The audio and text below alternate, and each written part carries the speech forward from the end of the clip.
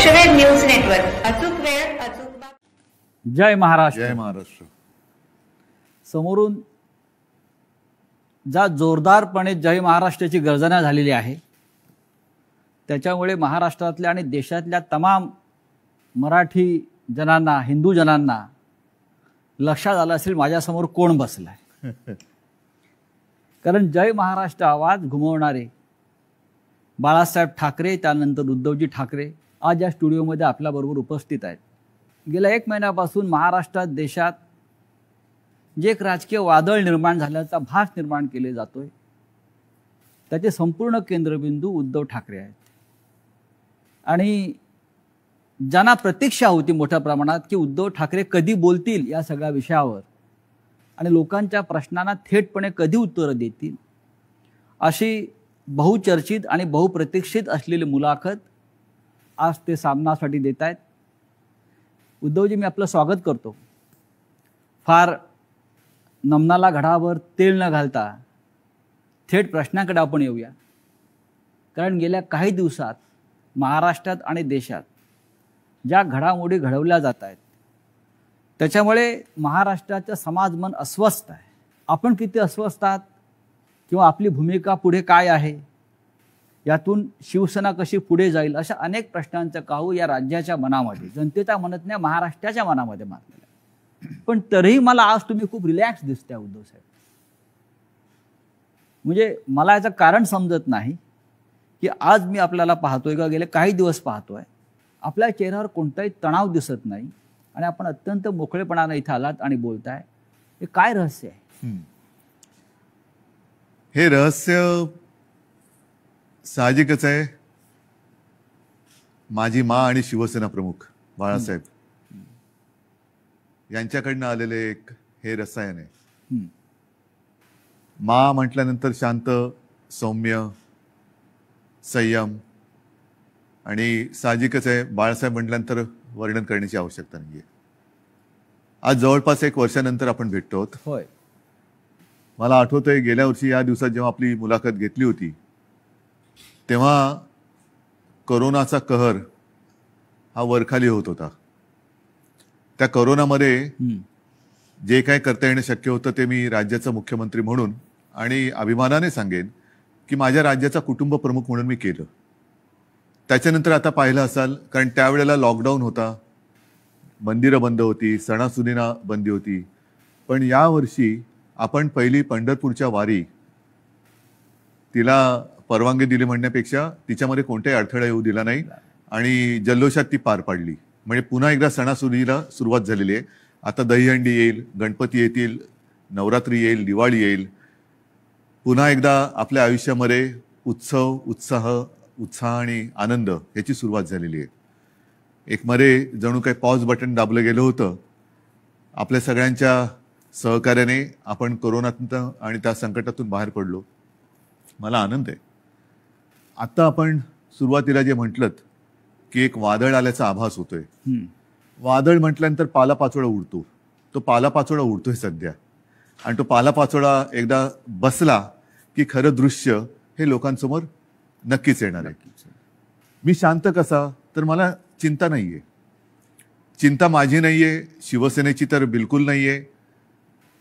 हां, थोडीफार जी आहे ती नक्कीच मराठी माणसांची आणि हिंदूंची आहेच, हिंदुत्वाची आहे. ह्याचं कारण हिंदू द्वेष्टे हे आपल्या घरातच आहेत. मराठी द्वेष्टे, मराठी माणसाची एकजूट तुटावी, फुटावी, हिंदूंमध्ये फूट पडावी, आणि जी मेहनत माननीय शिवसेना प्रमुखांनी हयातभर केली मराठी माणसाची एकजूट करण्यासाठी, हिंदुत्वाची, हिंदूंची एकजूट करण्यासाठी, ती आपल्याच काही कपाळकरंट्यांच्या हातनं तोडावी, मोडावी असा हा प्रयत्न केला जातोय. ती मला एक चिंता आहे. आणि म्हणून मी जे म्हटलं की हा पालापाचोळा सध्या उडतोय, कोण कुठे, हा इकडनं पालापाचोळा तिकडे जातोय, पुन्हा इकडे येतोय, ही जी गळणं गरजेची होती ती पानं ही उडतात.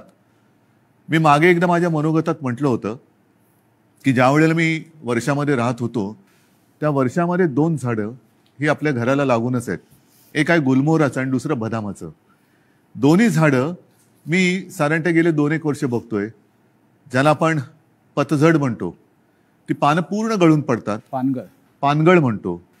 ती पानं पूर्ण गळून पडतात, अशा काड्या राहतात. आपल्याला वाटतं या झाडाला काय झालं, पण 2 ते 3 दिवसात पुन्हा नवीन कोंब येतात, अंकुर येतात. आणि मी बघितले 8 दिवसामध्ये 10 दिवसात ते बदामाचं झाड सुद्धा हिरवगार झालं, गुलमोहर सुद्धा हिरवागार झाला. म्हणून जी सडलेली पानं असतात ती झडलीच पाहिजेत. ती झडतायत पानं, ती सडलेली पानं आहेत. म्हणजे आता पानं झडून पडतायत, आता सडलेली पानं झडतायत.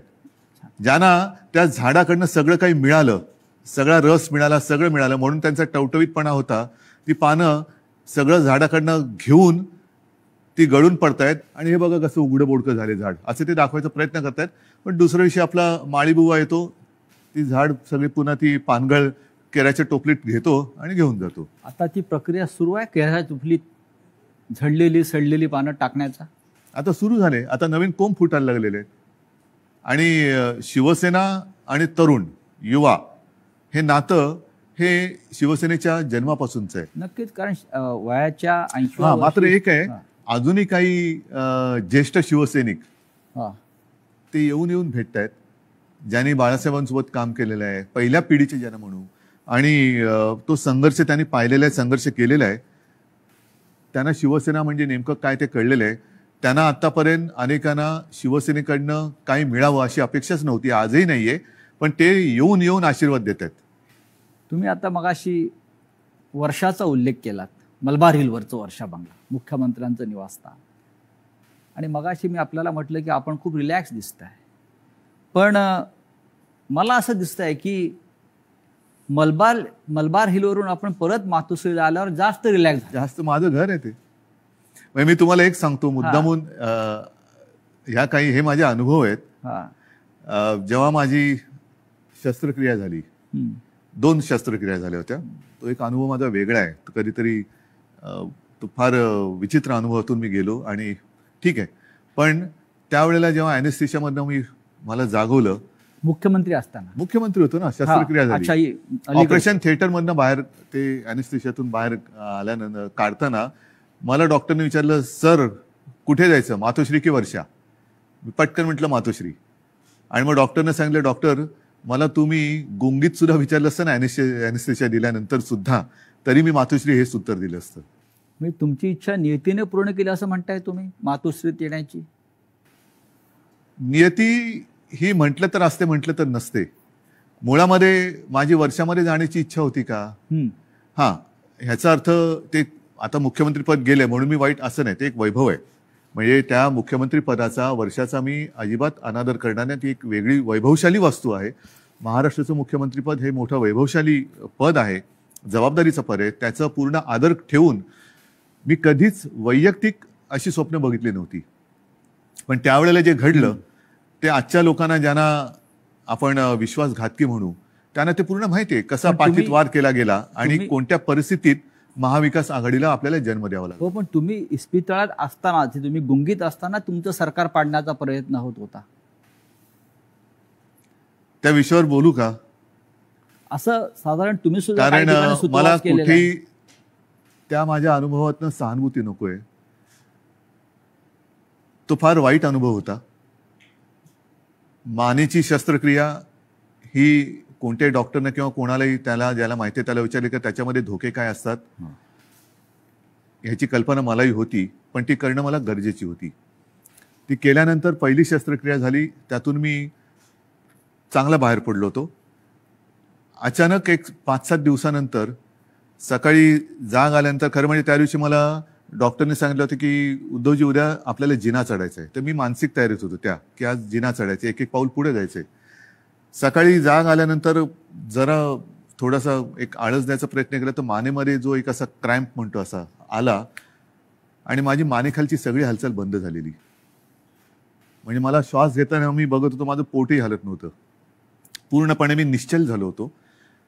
एक ब्लड क्लॉट तिकडे आला होता. सुदैवाने डॉक्टर वगैरे सगळे जागेवर होते आणि ज्याला तो गोल्डन आवर म्हणतात, त्या गोल्डन आवरमध्ये ते ऑपरेशन झालं, म्हणून मी तुमच्यासमोर आज उभा आहे. त्या काळामध्ये माझ्या कानावर येत होतं, माझे हातपाय हलत नव्हते, बोटं हलत नव्हती. सगळ्यात टेन्शन मला होतं की समजा कुठे काय डास चावला, मुंगी चावलं तर खाजवायचं कसं. म्हणजे हा एक वेगळा विचित्र भाग होता. पण त्या काळात माझ्या कानावर येत होतं की काही जण मी बरा व्हावा म्हणून देवावरती अभिषेक करत होते आणि काही जण मी असाच राहावा म्हणून देव पाण्यात बुडून बसले होते. देव पाण्यात बुडून बसलेले लोक आता पक्ष बुडवायला निघालेत. आणि तेव्हा हे पसरवलं जात होतं की हा काय आता उभा नाही राहत, आपलं काय होणार, तुझं काय होणार. म्हणजे ज्या काळामध्ये आपल्या पक्षाला सावरण्याची वेळ होती, आपला मी पक्षप्रमुख, कुटुंब प्रमुख, शस्त्रक्रिया झाल्यानंतर माझी हालचाल होत नव्हती, त्या काळामध्ये ह्यांच्या हालचाली जोरात होत होत्या.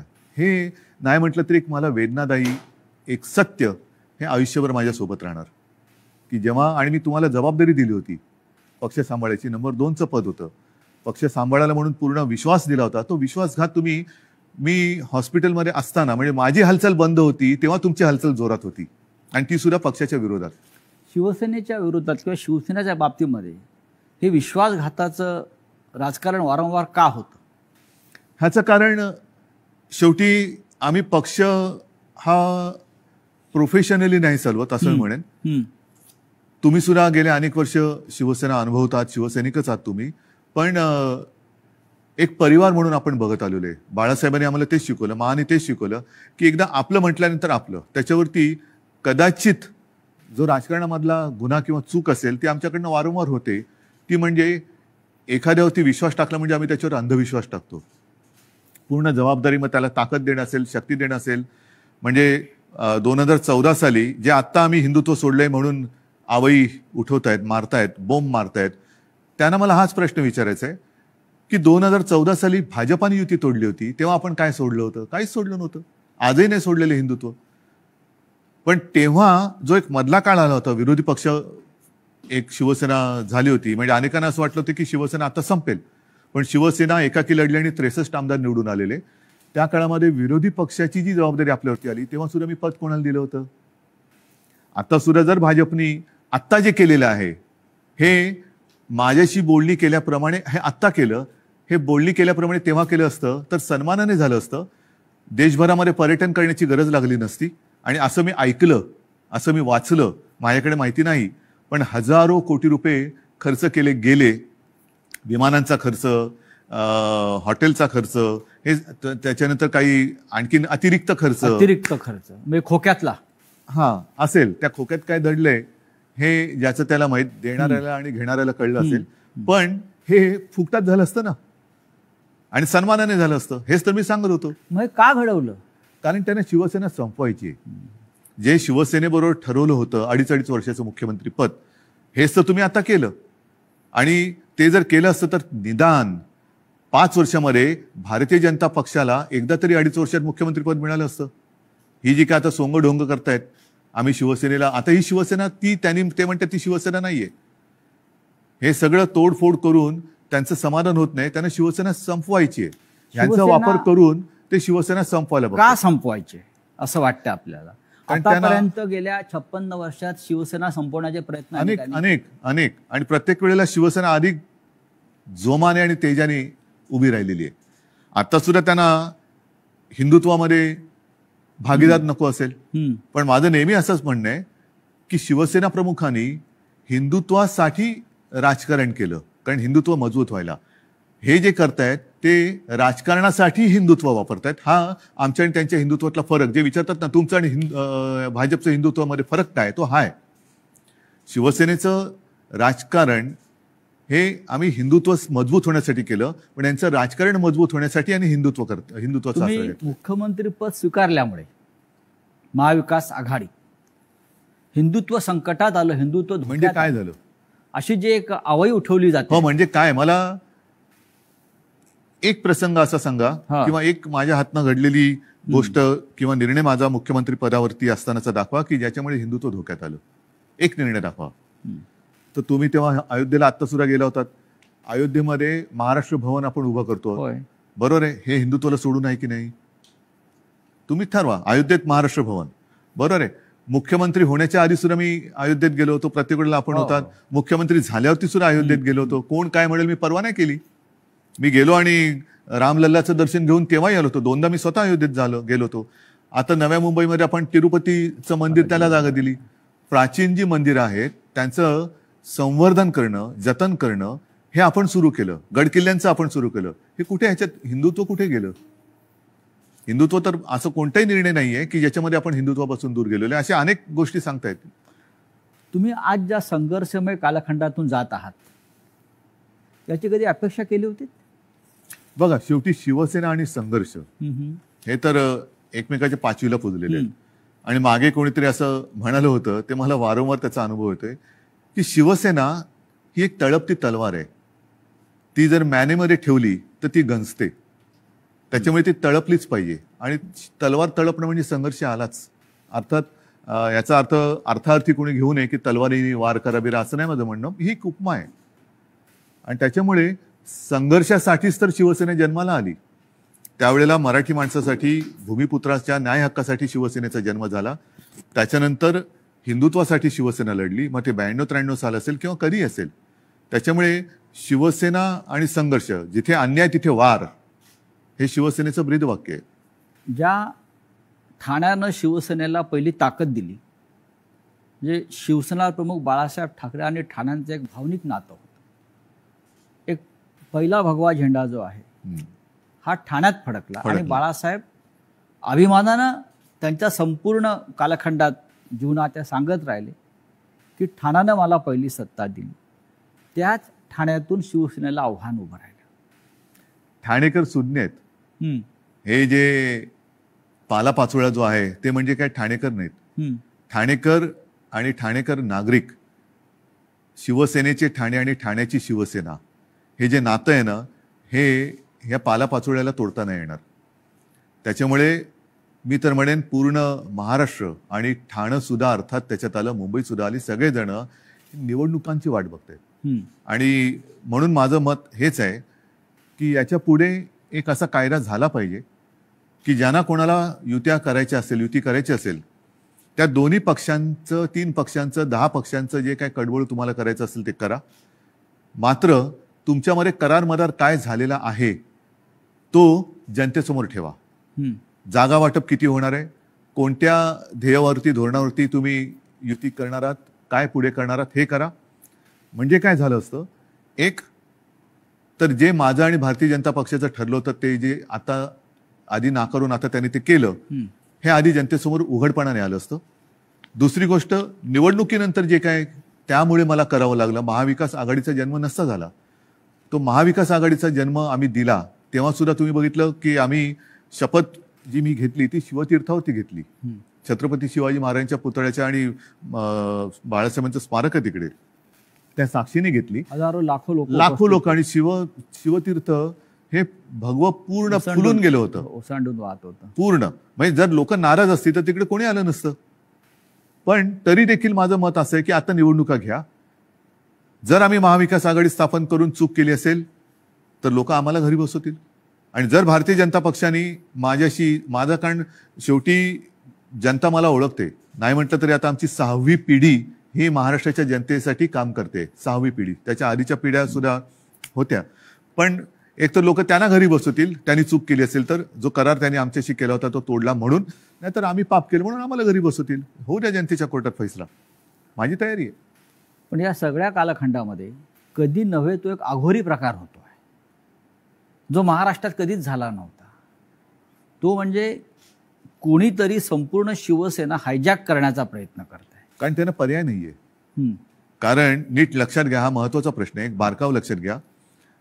जे काय थोडंफार कायद्याचं ज्ञान मी लोकांशी बोलून, कायदेतज्ञांशी बोलून समजून घेण्याचा प्रयत्न केलेला आहे, त्यातून सांगतो की पूर्वी 2/3 ही सदस्य संख्या झाली का वेगळा गट स्थापन करता येऊ शकत होता. आता तो कायदा गेला.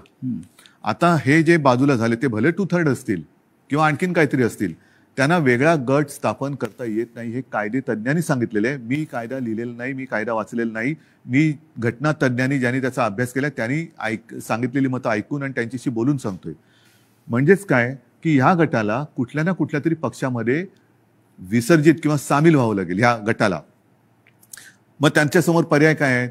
एक तर भाजपात जावं लागेल, नाहीतर दुसरे सपा आहेत, MIM वगैरे असे जे काही छोटे छोटे पक्ष आहेत त्यांच्यात जावं लागेल. आणि हे जर का कुठल्या पक्षात गेले तर भारतीय जनता पक्षाचा ह्यांना जो उपयोग करून घ्यायचा आहे तो उपयोग संपेल. कारण त्यांची ओळख त्यांना ती द्यावी लागेल की आता आम्ही भाजपात गेलो, आता आम्ही समाजवादीत गेलो, आता आम्ही बच्चू कडूंच्या पक्षात गेलो. तर म्हणून ते एक भ्रम निर्माण करतायत की आम्ही म्हणजेच शिवसेना. जे मधल्या काळामध्ये एक क्लिप फिरली बघा, असं माझ्या काळात कधी झालं नव्हतं. माझ्या बाजूला उपमुख्यमंत्री अजितदादा पवार बसायचे, पण त्यांनी कधी माझा माईक नव्हता खेचला. काही वेळेला त्यांना अधिक त्यांच्याकडे माहिती असायची अर्थसंकल्प किंवा काय, तर मी त्यांना सांगायचो की दादा तुम्ही उत्तर द्या, पण माझ्याकडनं कोणी माईक नाही खेचला. माईक खेचणं ठाकरे आहात तो तर भाग झालाच, पण एक आमच्या महाविकास आघाडीमध्ये सभ्यता होती आणि समन्वय होता. असो त्याच्यावरती नंतर बोलायचं तर मी बोलेन. पण त्याच्यामध्ये जे उपमुख्यमंत्री बोलले की हे म्हणजेच शिवसेना, म्हणजेच त्यांचा डाव असा आहे की शिवसैनिकांमध्येच लढाई लावायची, शिवसेना खतम करायची. एकदा का काम संपलं की पालापाचोळा तुम्ही जे मगाशी म्हणालात तो टोपलीत भरला की नेऊन टाकायचा. पण त्यांचा अशी योजना होती की बाळासाहेब ठाकरेंनंतर ही शिवसेना परत खतम करायचीच त्यांचं स्वप्न होतं. पण बाळासाहेबांनंतर तुम्ही शिवसेना उभी केली. त्यांच्या पोटात तेच दुखतंय.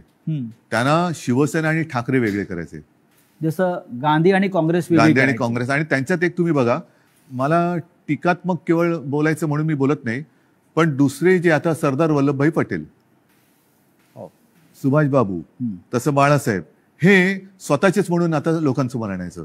म्हणजे आपल्याकडनं काही आदर्श निर्माण नाही झाला तर दुसऱ्यांचे जसं पक्ष फोडतायत तसं आदर्श फोडायचे, आदर्श फोडायचे म्हणा किंवा पळवायचे म्हणा, आणि मग ते आपलेच म्हणून लोकांसमोर जायचं. तसं त्यांचं चाललंय की बाळासाहेबांना त्यांनी मान सन्मान तर दिलाच पाहिजे, नाही तर लोक जोडे मारतील, लोक ठेवणार नाहीत त्यांना जागेवर. कोणी असला आणि तो बाळासाहेबांच्या विरोधात काही बोलला तर लोक हाणतीलच जोडा त्याच्या.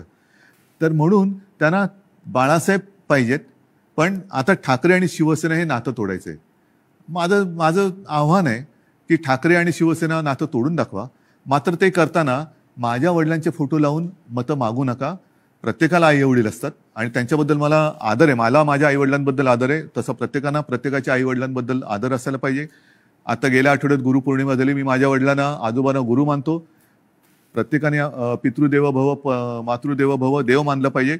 स्वतःच्या आई वडिलांचे फोटो लावावेत आणि मतं मागावीत. जर आज माझ्या दुर्दैवाने माझे आई वडील माझ्या सोबत असे नाही आहेत, पण ते नेहमी मी माझ्यामध्ये आहे असं मानतो, पण ज्यांची आई आणि वडील हे सुदैवाने त्यांच्यात आहेत, तर मी म्हणेन असा आशीर्वाद पुन्हा दुसरा मिळू शकत नाही. त्यांना घेऊन सभा घ्याव्या, भाषणं करावीत आणि मतं घ्यावीत. माझे वडील काय चोरताय? माझे वडील काय? म्हणजेच काय की तुमच्यात कर्तृत्व नाहीये, तुमच्यात हिंमत नाहीये, तुम्ही मर्द नाही आहात, तुम्ही विश्वासघातकी आहात.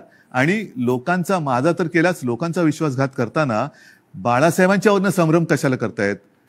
तुमच्यात तुमचा मर्दाचा चेहरा घ्या आणि जा पुढे आणि मागा मतं. नाही, पण निवडणूक आयोगापुढे आता एक नवीन खटला उभा राहतो आहे, तो म्हणजे धनुष्यबाण कोणाचं चिन्ह, जे शिवसेनेचं जे लोकांपर्यंत पोहोचलं. बघा, मला अजूनही देशाच्या घटनेवरती भरोसा आहे, कायद्यावरती भरोसा आहे.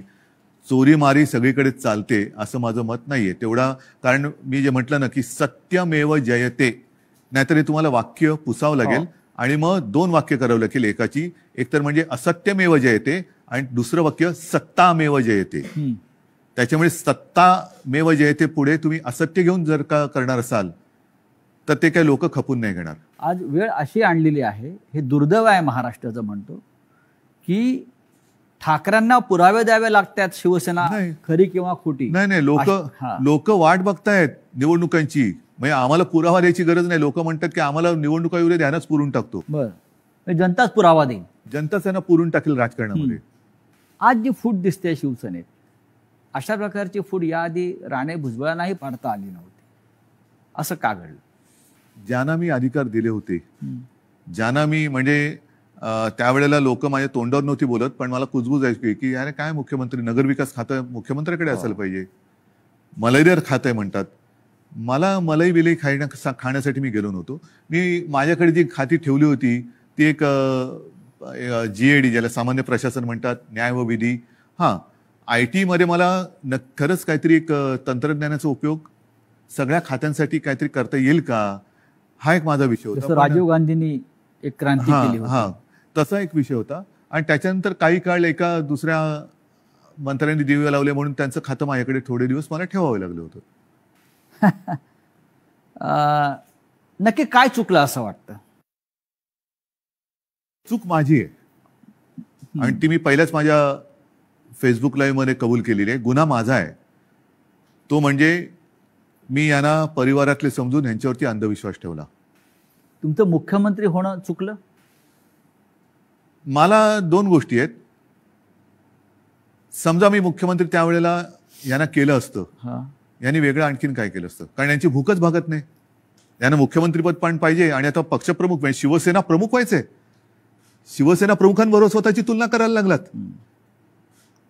म्हणजे हे जे आहे ना, ही राक्षसी महत्वाकांक्षा आहे आणि ह्याला हावरटपणा म्हणतात. हाव म्हणजे एक दिलं तरी तुझं तेही माझं, माझं तेही माझं, तुझं तेही माझं, ह्याचं तेही माझं, त्याचं तेही माझं, माझं ते माझं, तुझं तेही माझं इथपर्यंत होतं. आता ह्याचंही माझं आणि त्याचंही माझं इथपर्यंत त्यांची हाव गेलेली आहे. या हावरटपणाला सीमा नसते. की महाविकास आघाडीचा प्रयोग चुकला? महाविकास आघाडीचा प्रयोग जर का चुकला असता तर लोकांनी उठाव केला असता, लोकांनी, जनतेने केला असता. तसं नाही झालं. जनता ही आनंदी होती कारण आल्याच आम्ही पहिल्यांदा शेतकऱ्यांना कर्जमुक्त केलं होतं. त्याच्यानंतर कोरोना काळामध्ये मी अभिमानाने सांगेन संपूर्ण माझ्या मंत्रिमंडळातील सहकार्यांनी, प्रशासनाने आणि जनतेने उत्तम सहकार्य केलं. म्हणून आणि म्हणूनच ज्या पहिल्या 5 मुख्यमंत्र्यांमध्ये माझं नाव आलं, ते मी माझं नाव नाही मानत, ते जनतेचा मी प्रतिनिधी म्हणून ते नाव आलं होतं. जर समजा यांनी सहकार्य नसतं केलं तर कोण होतो मी कोण होतो? मी एकटा काय कर. बरं, मी तर घराच्या बाहेरही पडत नव्हतो कारण घराबाहेर पडायचं नाही हेच मी लोकांना सांगत होतो. जाऊन घोळके करा. फुटीरांचा आक्षेप त्याच्यावरच आहे. जे फुटून गेले आहेत त्यांचा आक्षेप असा आहे की आपण घराबाहेर पडला नाहीत, आपण मंत्रालयात गेला नाहीत आणि आपण त्यांना भेटला नाहीत. तरी सुद्धा घराबाहेर न पडता सुद्धा देशातल्या सर्वोत्तम 5 मुख्यमंत्र्यात नाव का आलं माझं? कारण त्यावेळेला ती परिस्थिती तशी होती. मी स्वतः सांगत होतो घराबाहेर पडू नका आणि लोक ऐकत होते. मी जर का घराबाहेर आजही पडलो आणि केव्हाही पडलो तरी शिवसेना प्रमुखांच्या, माझ्या पूर्वजांच्या आशीर्वादामुळे गर्दी होतेच.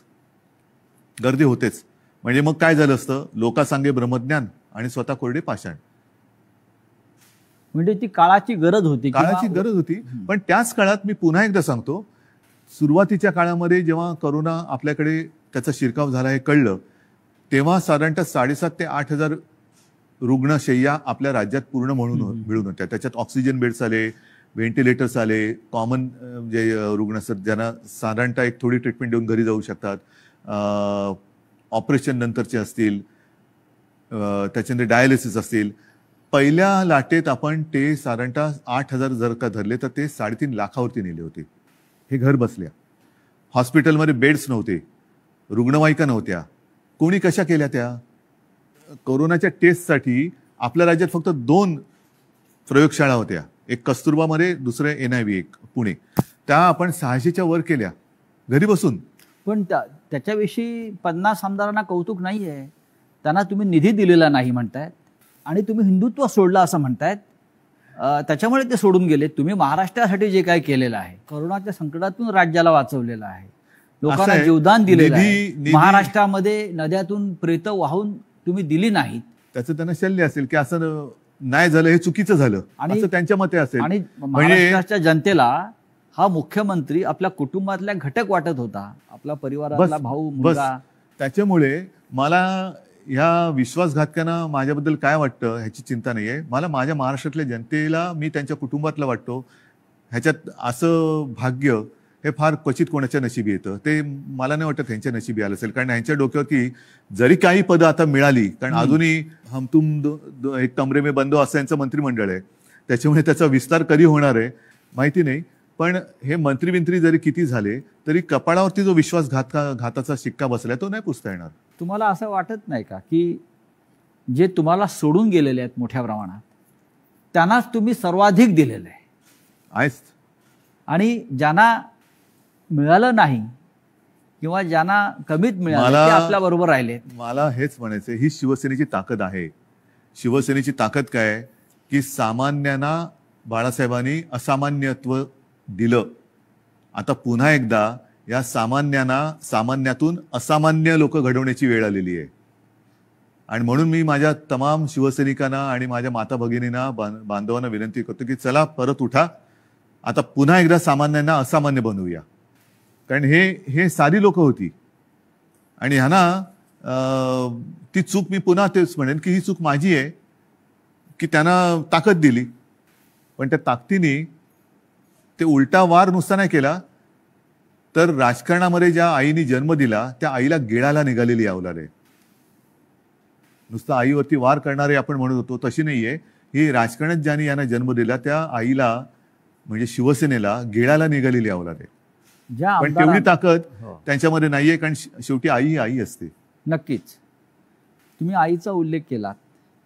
कालपर्यंत सगळे लोक या शिवसेनेला आपली आईच मानत होती.